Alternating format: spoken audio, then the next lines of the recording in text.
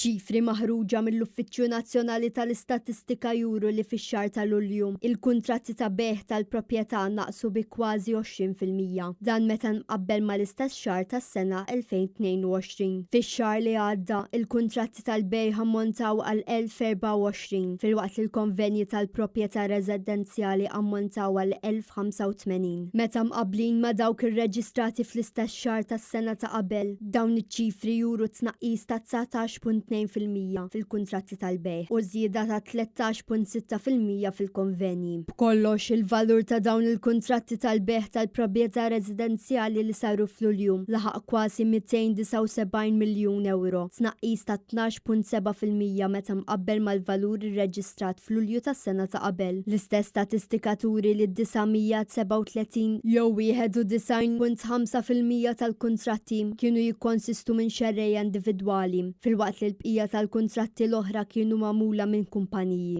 Il-valur tal-kuntratti li jinvolvu x-xerrejja individwali ammontaw għal 74.3% tal-valur totali tal-beħ li sar f'Lulju fejn tidħol il-proprjetà. F'dak li għandu x'jaqsam mal-konvenji, ix-xerrejja individwali kienu 91.5% filwaqt li l-bqija kienu konvenji li jinvolvu kumpaniji.